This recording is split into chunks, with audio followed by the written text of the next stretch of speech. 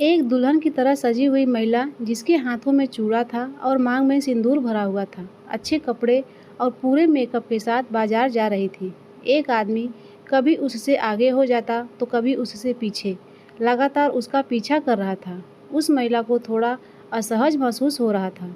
भीड़ भाड़ वाले इलाके में पहुंचते ही वह जोर जोर से चीखने और चिल्लाने लगी। उसकी चीख पुकार सुनकर आसपास के लोग कुछ समझ नहीं पाए और देखते ही देखते वहां भीड़ जमा हो गई। तभी भीड़ में से एक महिला ने पूछा, बहन, तुम क्यों चिल्ला रही हो? क्या बात है? उस सजी हुई महिला ने कहा, एक आदमी मेरा पीछा कर रहा है। कभी वह मेरे आगे होता है तो कभी मेरे पीछे। मैं काफ़ी देर से उसकी हरकतों को देख रही हूँ।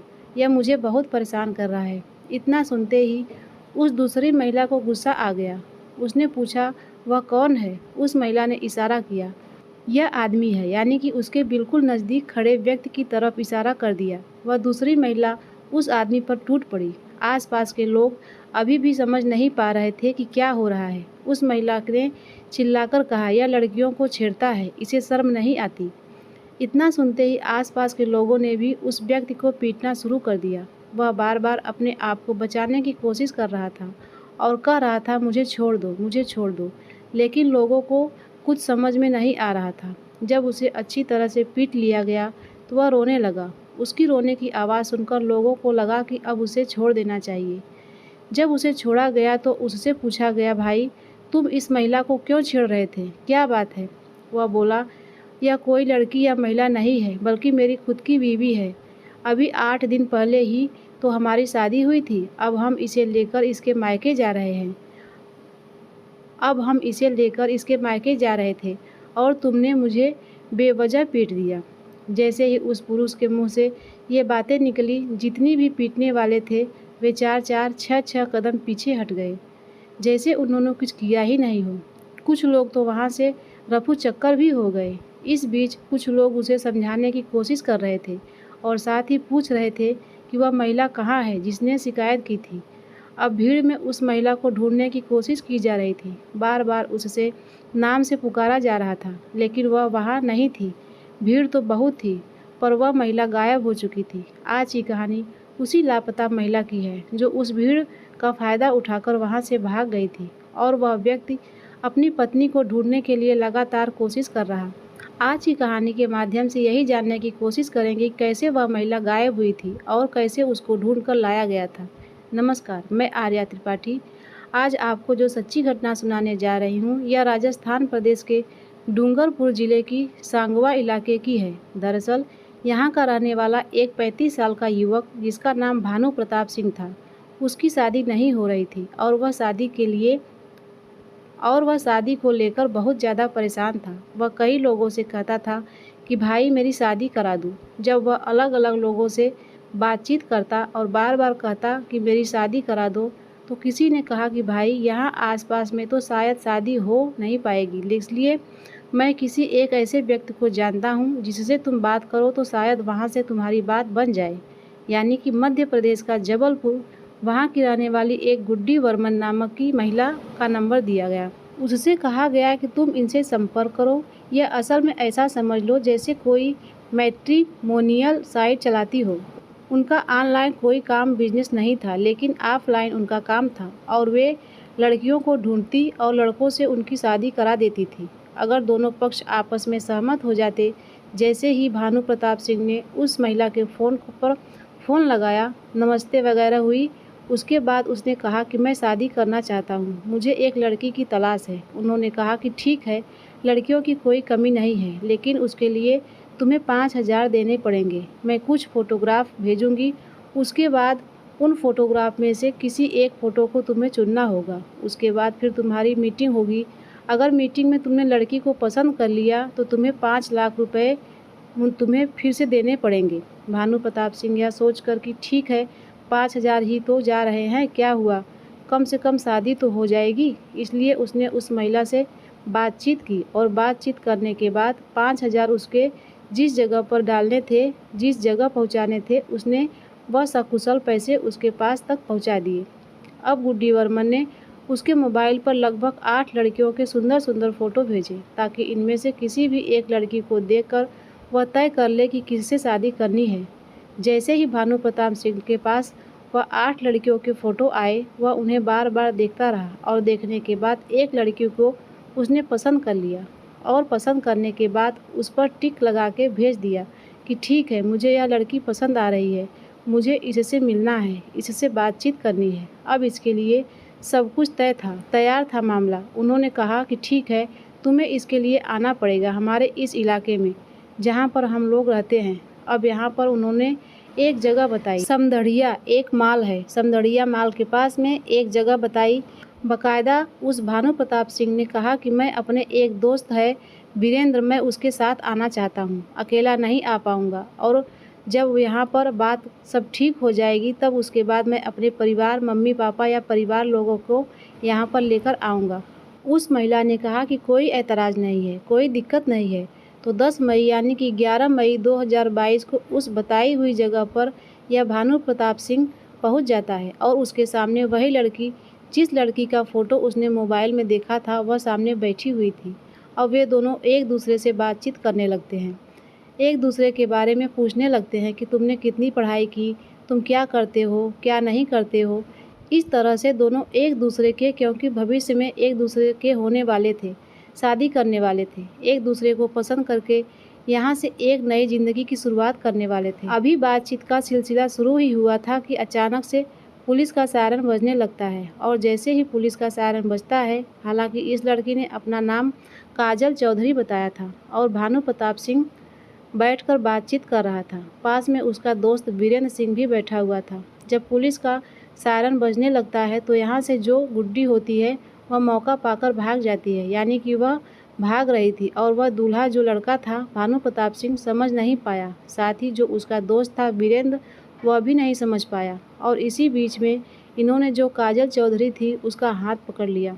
उसको भागने का मौका ही नहीं मिल पाया, क्योंकि जितने इससे बातचीत कर रहे थे इसी बीच में पुलिस आती है और पुलिस ने वीरेंद्र सिंह, भानु प्रताप सिंह और जो लड़की वहाँ पर मौजूद थी जिससे बात कर रहे थे, उन तीनों को पकड़ लिया और पकड़ने के बाद अपनी गाड़ी में डाल दिया। यहाँ से गाड़ी में डालने के बाद वह सीधा राजस्थान प्रदेश के डूंगरपुर ज़िले का जो एक थाना लगता है सांगवा, वहाँ पर लेकर आ जाते हैं।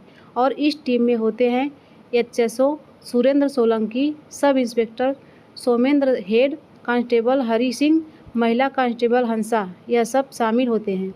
अब इसी बीच में जो HSO होते हैं सुरेंद्र सोलंकी, भानु प्रताप सिंह और वीरेंद्र सिंह में से कहते हैं कि काफ़ी देर हो गई है एक्टिंग करते करते, अब अपने मूल रूप में आ जाओ। यानी कि जो दोनों वह थे, वह दूल्हे बनने के लिए नहीं, बल्कि दोस्त बनने के लिए नहीं, बल्कि वह इसी सांगवा पुलिस स्टेशन के कांस्टेबल होते हैं और दोनों ही बड़े होशियार समझदार थे। इन्होंने यह कहा था कि इस तरह की प्लानिंग करनी पड़ेगी, तभी कुछ शायद सफलता मिल सकती है। दरअसल कहानी कुछ यहाँ से शुरू होती है। राजस्थान प्रदेश का ही इसी सांगवा क्षेत्र का एक गांव लगता है जोधपुरा।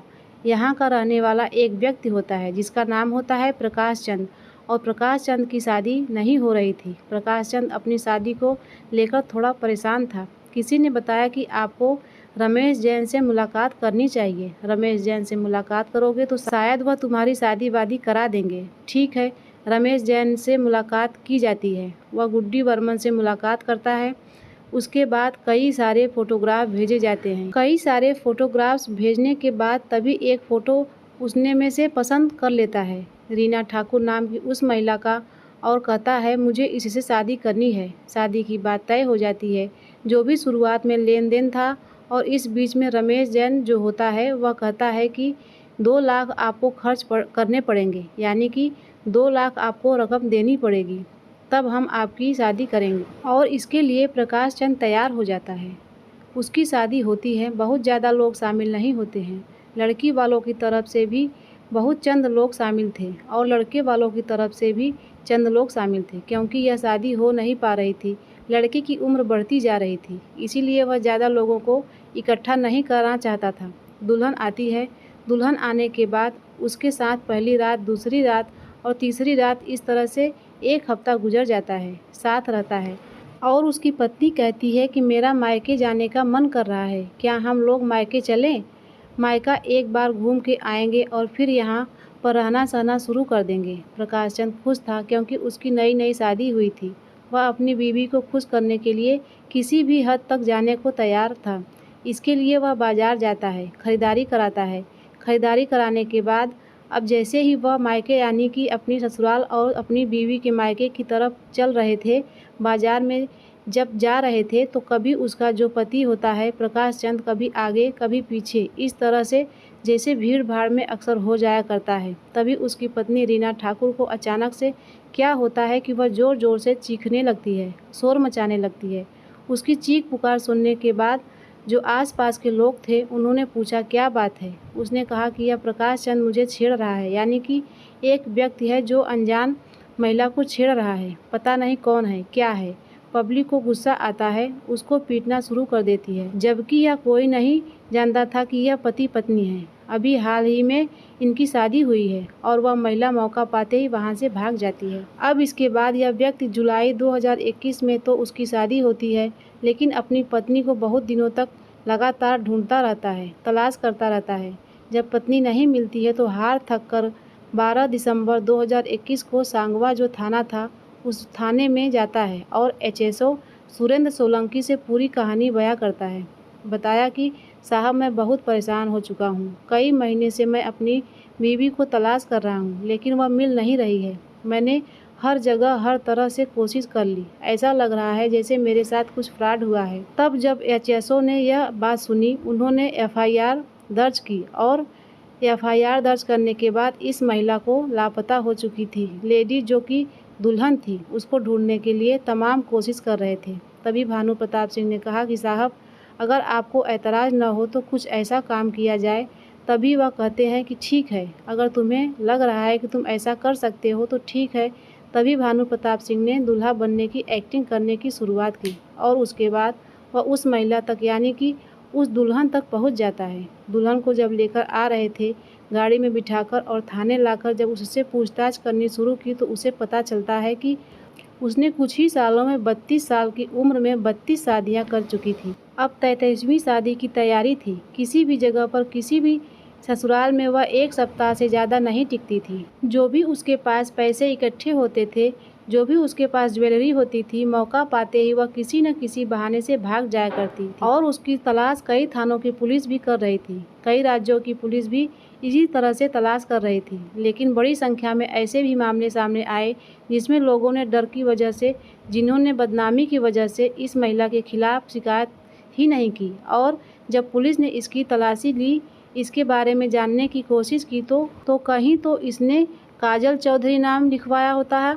कहीं इसने सीता चौधरी लिखवाया होता, तो कहीं रीना ठाकुर लिखवाया होता। इसलिए हर जगह जब जाया करती थी नई जगह पर तो नए नाम के साथ जाती थी। बाकायदा उसके पास इसके लिए कई तरह के पहचान पत्र भी होते थे। और पुलिस ने जब इस घटनाक्रम का खुलासा किया कि महिला 32 शादियाँ कर चुकी थी कुछ ही सालों में, यानी कि 32 लोगों के साथ वह वक्त गुजार चुकी थी, तो लोगों को यकीन नहीं हो रहा था कि महिला इतनी शातिर आखिरकार कैसे हो सकती है। जब उसके बारे में यह पता किया गया, उसकी टीम थी बाकायदा और वह टीम ऐसे ही लोगों की शादी कराती थी, खासकर ऐसे लोगों की जिनकी शादियां हो नहीं रही थी, जो या तो बुजुर्ग हो रहे थे या फिर तलाकशुदा थे या फिर अमीर थे, लेकिन किसी कारणवश उनकी शादी नहीं हो रही थी। और यह गैंग बनाकर इस तरह से उनको लोगों को छल रहे थे, उन्हें लूट रहे थे। दोस्तों, इस पूरे घटनाक्रम को सुनाने का उद्देश्य किसी को परेशान करना नहीं है, किसी का दिल दुखाना नहीं है, बल्कि आपको जागरूक करना है, आपको बताना है, आपको जताना है कि शादी विवाह कोई गुड्डा गुड़ियों का खेल नहीं है। कहते तो यह है कि यह जोड़ियां आसमान से बनती है, लेकिन कई बार जब जबरदस्ती के बुनियाद पर रिश्तों को तैयार किया जाता है तो वह रिश्ते ऐसे ही होते हैं। कभी दूल्हा लुटेरा निकल जाता है तो कभी दुल्हन लुटेरी निकल जाती है। आप सब लोग अपना ख्याल रखें, सुरक्षित रहें। जय हिंद, जय भारत।